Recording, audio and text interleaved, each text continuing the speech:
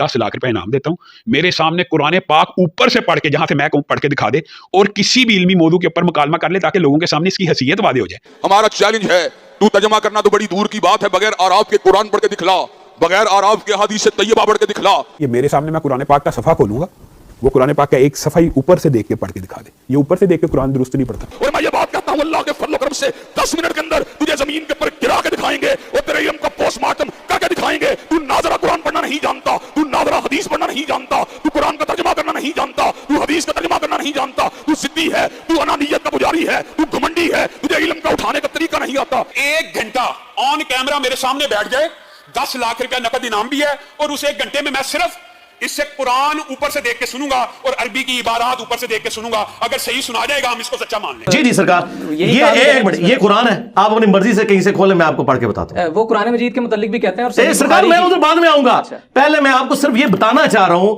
कि वो जो आपने पढ़ना, पहले आप खुद भी पढ़ेंगे फिर मैं पढ़ूंगा। ठीक है, आप रैंडमली कोई सवा खोल दें जी, कोई 5-6 सवाल आगे पीछे करेंगे ना कि वो पहले निशान लगा हुआ है।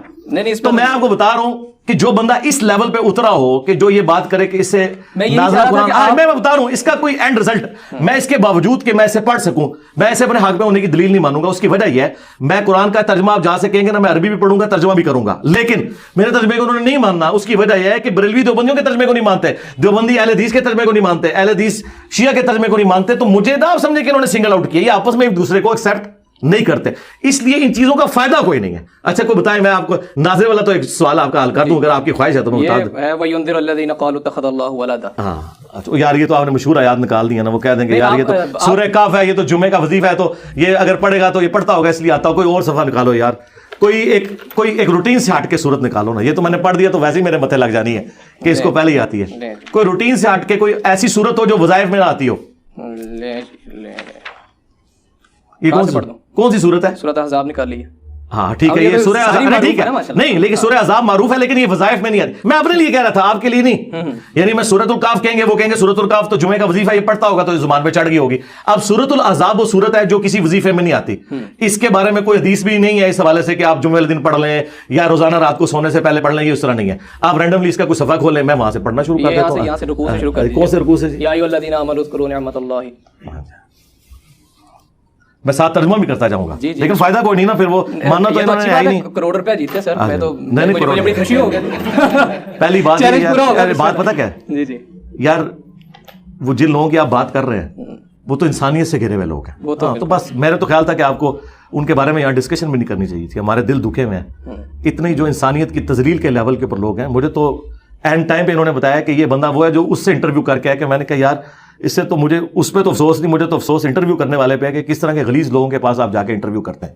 ठीक है, उलमा मौजूद है। और मेरे भाई बात ये नहीं है, बात ये कि आप उलमा के पास जाए ना, जिस बंदे के, क्या मैं आपकी वालिदा को उस बंदे की जुबान सुनाऊं और कहूं कि आपका बेटा इसके पास जाके इंटरव्यू करता है, तो कहेगा यार कि मेरी तरबियत ये निकली है। तो ये आप समझे, आलिम के तशद्दुद के हवाले से मैं गया था, मैंने उलमा के भी इंटरव्यू किए हैं, मैंने बात पता क्या है वो छोड़ दे, वो एक लादा बात है, लेकिन बता रहा हूं कि फिर उनकी वो बात उधर ही दफन कर दे, मेरा तो लेना देना ही नहीं। अऊज़ु बिल्लाहि मिनश शैतानिर रजीम, बिस्मिल्लाहिर रहमानिर रहीम।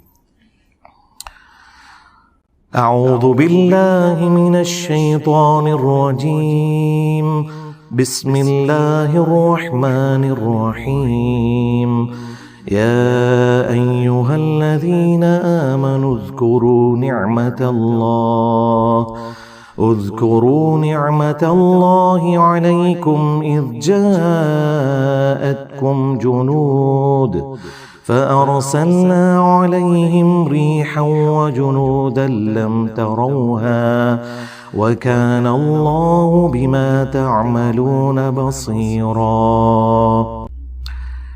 اے ایمان والو، یاد کرو اللہ تعالیٰ کی اس نعمت کو جو کہ اس نے تم پر کی، جب کہ تم پر آدم کے گروہ غزوہ احزاب کا ذکر ہو رہا ہے۔ مختلف گروہ اکٹھے کر لیے تھے کافروں نے مسلمانوں پہ چڑھائی کے لیے، تو ہم نے ان پر ایسی ہوا بھیجی اور ایسے گروہ بھیجے، اللہ تعالیٰ نے فرشتوں کے ذریعے، ہواؤں کے ذریعے مدد فرمائی جو تمہیں نظر نہیں آتے تھے، اور اللہ تعالیٰ تمہارے کاموں کو دیکھ رہا ہے۔ انہیں بالمفہوم ترجمہ کیا تاکہ پبلکلی وہ سمجھ بھی آ جائے۔ تو اب یہ کوئی ترجمہ اس میں لکھا نہیں ہوا، بالکل نہیں۔ اچھا آپ کہیں سے پڑھیں، میں نے ان کو اب میرا بھی چیلنج لے جائیں۔ جی یہ انہوں نے 1 کروڑ کی بات کی ہے. 1 کروڑ تو خیر بہت بڑی رقم ہے.